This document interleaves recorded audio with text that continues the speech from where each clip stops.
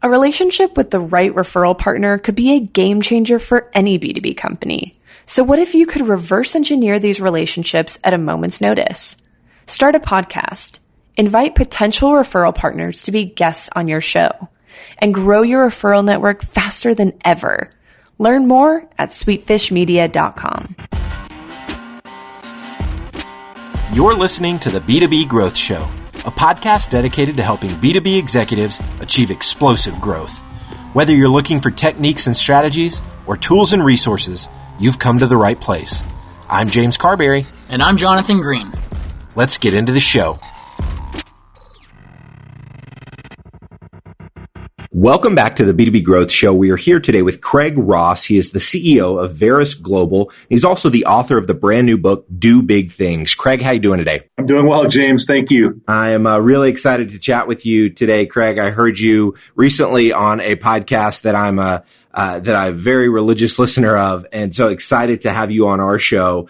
You've got a 7-part framework that we're going to be digging into on really their steps that teams can take to mobilize hearts and minds and to really make an impact. And I'm excited to dig into that framework. Before we do, you actually wrote this book with 2 co-authors, Angie Piccioni and Victoria Roberts. And I would love for you to explain kind of the why. Why did the 3 of you decide to team up and write this book, Do Big Things? Two big reasons, James. Number one, anything significant that's going to get done, it's done through teams. There is a ton of work out there, a ton of really great material on how to be a better leader. And yet, in this matrix, network, connected world that we live and operate in now, almost everything, try to name one thing that's significant, that's been achieved by mankind, that's really been done by one person. Now, perhaps there was a big idea. Steve Jobs comes to mind, but yet there was a team behind Steve Jobs that delivered. So that's number one. That's the biggest reason why. But you know what? There's a powerful why that underlies that, is that based upon the research that we and others have done, there's so many people that are unfulfilled. They're uninspired. They're actually diminished as human beings because of the teams that they're on. And that's just wrong. And so over 25 years, we step back and say, okay, what are the teams that are achieving big things doing? And are they making an impact where the people on the teams are as fulfilled as they can be? I love That's it. why we wrote the book. I love it. So Craig, like I mentioned earlier, you guys have developed kind of the 7-part framework, and I'm really excited to just dive right into it. The first piece of this framework, number 1, is to commit to the human imperative. Can you explain to our listeners what's involved in that piece? This first step resonates with nearly everybody we work with, and it's because of this. We've asked people, hundreds and hundreds of people, how many great teams have you been on? And the answer really hurts. Often people will say, I've been on 2 or 3 great teams over the course of a 30-year career. That's ridiculous. Well, when we ask them, when you look back on those 2 or 3 great teams, describe how their thinking and their actions. And James, it's amazing. They'll talk about, we were all in or fired and we had each other's backs. So what we've discovered is when they begin their work together, define what's important to do, to think and do together as human beings at the beginning instead of waiting until the end. And so the first step to doing big things is to commit to the human imperative, commit to the thinking and actions we know as a team we're going to have to deliver, to function with, to do this big thing in front of us. And I'm assuming, Craig, that commitment with companies that you've worked with in the past, does that commitment happen, I'm assuming, in the onboarding process of when they join the team in the first place? It should. James, I love that you bring it up, because what will often happen there is they'll put and with the best of intentions, people will say, hey, here's our corporate values. Here's the values that we have. And then there's just sort of acknowledgement that those things are important. What we're equipping leaders and teams to do is to actually step back and say, well, what does it look like to think this way? How will we know we're functioning this way? What's the reward for functioning and behaving this way? And so we encourage that in that onboarding process, people are taking it even deeper.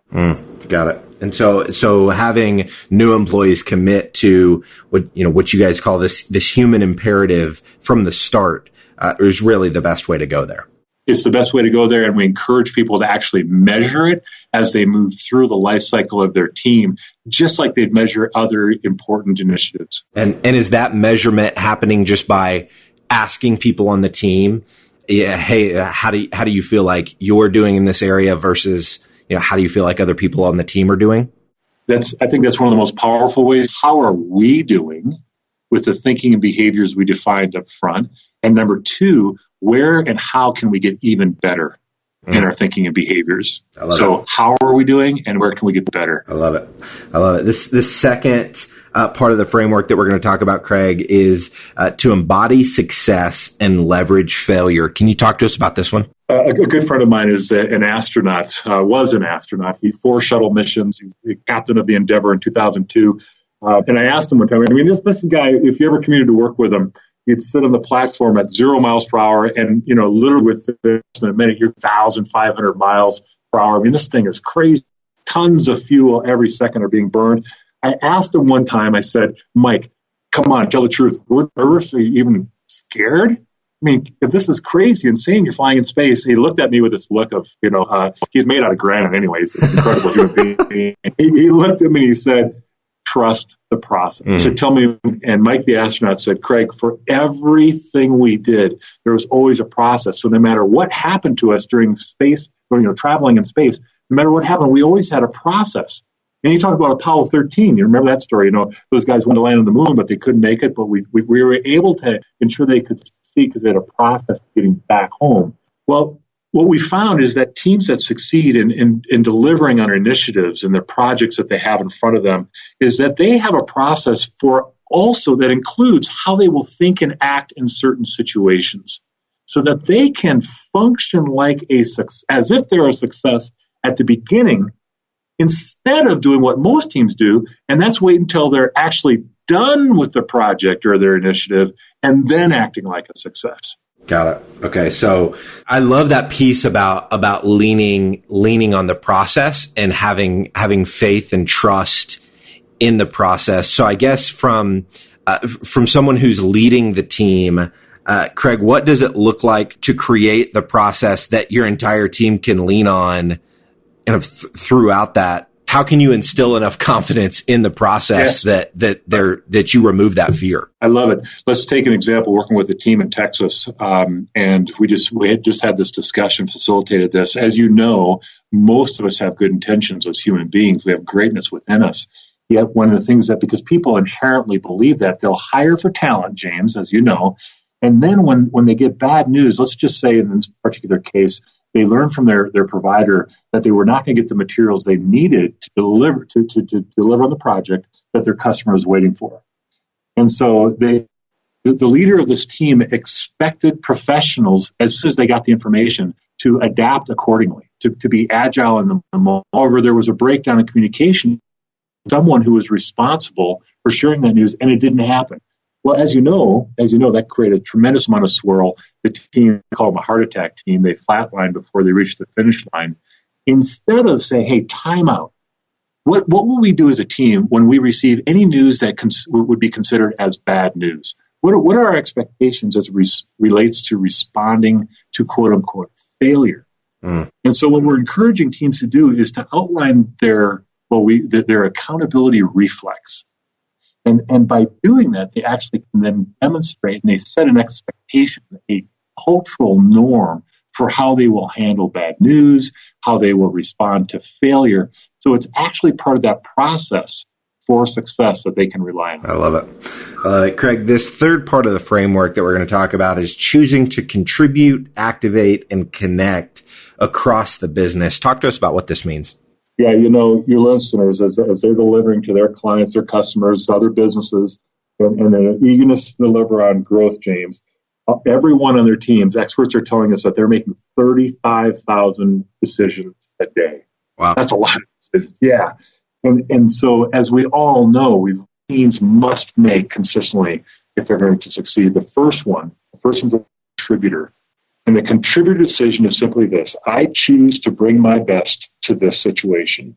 Going to be working with a team on the East Coast here next week. And one of the things that we're going to be talking about is they have very subtly begun to make what we call the contributor decision. And this happens in a lot of organizations, James, where, hey, I'll bring my best if you bring your best, or if I get to eat breakfast, if the customer is treating us well, if there's all these conditions. The second decision is what we call the activator, and that is simply I choose to bring out the best in others in this interaction. James, it's a crime that's so waiting for their weekends, waiting to do good things for humanity. I mean, it's amazing, isn't it, that we see people volunteering in their places of worship abroad. They're doing all these amazing things for humanity, and then they go to workplaces and are a part of just where wait a minute, we don't have to do that. We have it within us, and the activator decision is to say, hey, I'm going to actually bring in this meeting or on this phone call. Third decision is what we call the connector decision, and that is a team. Once they've made the activator decision and the activator decision, then collectively we choose to partner across to deliver our shared objective, so that there's no boundary to our team. Our team isn't bound by function. Our team is bound by the mission. So Craig, this fourth part of the framework is to exercise your barrier-breaking authority. Talk to us about what this means. I love this one for a lot of reasons, because I love, we conduct keynotes and we'll have thousands of people in a room, and I love asking that question.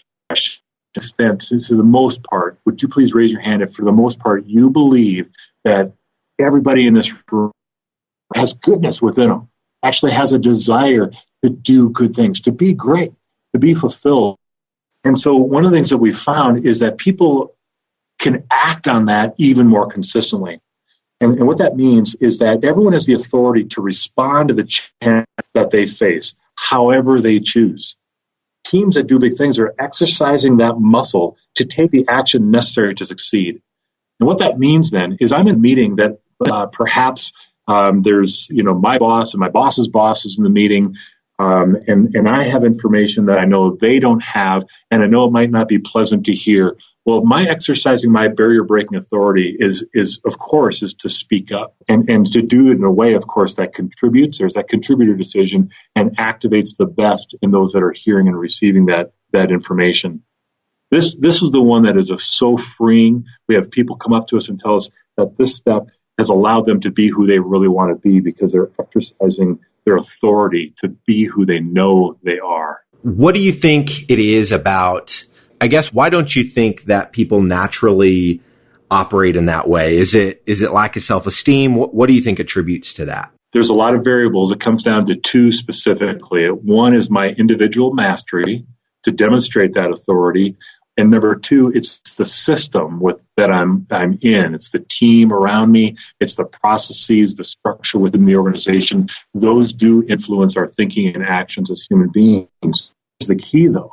And this is why this is a book about teams that do big things, and separate the typical traditional leadership book, because we are the system. We're a part of that. And so collectively we say, hey, what does it look like to exercise our barrier-breaking authority? What does it look like for you? Why is that important? What will we do when we see it? Exercise our barrier-breaking authority that actually is abrasive or kind of sets me off. Will we have their back? Will we fight for their success, or will we criticize them? These are the discussions that successful teams are on. I love it. So this fifth piece of the framework, Craig, is to focus on what matters. This seems pretty self-explanatory, but I'd love to hear you explain this one in the context of doing big things. Yeah, so a lot of times, focus on what matters. People are thinking, got to focus on our deliverable. Got to focus on results. We are acknowledging that. And we're also adding that element that everybody knows is important, that this is a cause and effect world. Causes those great results to happen? Well, it's the relationships. It's the health of the relationships of those team members. Competing priorities results, competing teams and the results they deliver. Teams that are succeeding are upfront and then consistently throughout their life cycle are ensuring that as they're interacting with each other, their focus matters, and that is they're focusing on what they respect about each other. They're focusing on what they really care and like about each other. They're focusing on what's important and motivates their peers so that they can help accomplish those things for their teammates. They're focusing on what matters so they can do what matters. It makes perfect sense. This sixth step, Craig, is to energize around a shared reality. Talk to us about this one. Yeah, teams don't fail because they don't have enough time. And let's just start right there. Because most teams will use that, and I say most because this is according to the research. They'll say, hey, time, we didn't have enough time. We don't have enough time. And of course, these are, again, the heart attack teams that fail before they reach the finish line. Where teams often fail is because they're functioning from the team. The members of the team are functioning from a different reality. And so what's necessary is to actually use a method, and we call it the energy map, so people can actually address the issues they're facing with a shared reality. They can bring their unique and diverse perspectives. That one's critical, talents and strengths. But now we're addressing the issue in a way where our emotions are not getting in the way of our thinking, are not getting in the way in terms of how we're functioning together. Functioning from a shared reality is vital. Could you share an example, Craig, of what a shared reality could look like? Yeah, you got it. So let's use that team we were talking about a little bit ago. They found out from their provider that they're going to receive their materials 27 days later. Well, it's different when we function from different reality. We have some people who are seeking to identify who's to blame. They're functioning from that reality. We have some people on the team who are simply looking for the facts. Is it 27 days? Is it 25 days? I need to know exactly. How's it going to affect our costs, and so forth. We have others on the same team who are actually moving right to solutions, saying, well, who can we get other material from in less amount of time? You put those three people in the same room, you're not going to have a discussion that's going to be productive. And yet teams are repeating that dysfunctional, scattered, fractured reality sort of approach over and over and over again. This is about coming together, saying, what are the facts? What information do we have? What do we need to do to ensure accountability? What possible solutions? How do we make this work, and so forth? And so I'm assuming that then falls on that's the responsibility of the leader to not make sure that we're just looking at kind of siloed realities, but we're looking at all of the realities and then having a conversation around all of those things. James, I love you, man, because you're doing good work, and I'm going to actually add to your comments here. This is a paradigm shift for some that I want to invite all of us to move from. If we're just waiting for the leader to drive that shared reality, we will wait for a long time. And so this is about developing the leader through the context of teams and saying that we actually all have a responsibility to drive that shared reality. Now, the leader plays a huge role. Positional authority, no doubt about it, is going to have a huge impact there. I'm not suggesting it doesn't. I am encouraging us to realize and embrace the understanding that it's everyone's responsibility. Oh, I love that. This last piece of the framework, Craig, is to mobilize hearts and minds forward. You have this as part of the subtitle of the book. So this is obviously a very important piece of this framework. Talk to us about what this looks like. My good friend, the Dalai Lama, told me once, to open the mind, you must first open the heart. Now, one part of that statement was a lie, and that is that the Dalai Lama is a good friend of mine. But the Dalai Lama did, in fact, say, to open the mind, you must first open the heart. And what we're seeing time and time again, James, is that leaders, again, in an attempt to influence others, or actually anybody who wants to step up, are oftentimes attempting to persuade others to change their behaviors by preaching through intellectual exercises. Yet changing behaviors is not an intellectual exercise. It's the business of the heart. And the best way to activate the heart is what Socrates talked about thousands of years ago, and that's to ask a different question. Ask elevated questions, questions that tap into purpose, questions that tap into vision, questions that tap into motivations.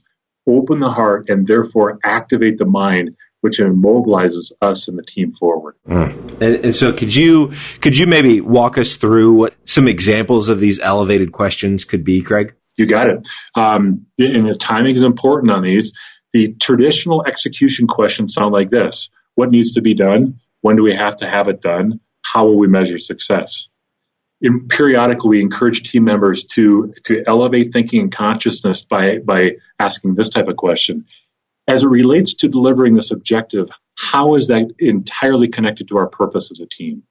What is the purpose of our team as we approach this challenge with our customer? Next one, as an example of vision questions. As we move through this project, I got to tell you, I've gotten so mired in the details. Would someone please help me better understand what's our vision for success? What will this look like when we've delivered this project to the customer? That's good. Craig, this has been fantastic. If there's somebody listening to this, obviously I think everybody listening to this should go check out the book. Where's the best place they can find it? Is, I'm assuming Amazon, your website. Point listeners to wherever they can go to buy the book. You got it anywhere you like to buy your books. Even in most airports, you're going to see the book as well. Of course, our website, Verus Global, VERUS Global, Verus Global, has not just the book, but plenty of other resources. And if anyone would like to have a discussion with me, I'd entertain that as well. I'm at Craig@Verus Global, and excited to share that and realize other people's passion for doing big things. I love it. Craig, thank you so much for your time today. Make sure you go and check out the book. Either go to verusglobal.com, Amazon, or a nearby airport. And Craig, again, this has been really eye-opening for me. I love your passion about this topic, and I love that you guys have synthesized it into a book. So really appreciate your time today. Thank you, James. If you're a B2B marketer, we want to feature you on sites like Huffington Post, Social Media Examiner, and Chief Marketer. Every week, we send out a question related to B2B marketing. We use the responses to those questions to fuel the content we write for really popular websites. So head over to sweetfishmedia.com/questions and sign up today. Thank you so much for listening. Until next time.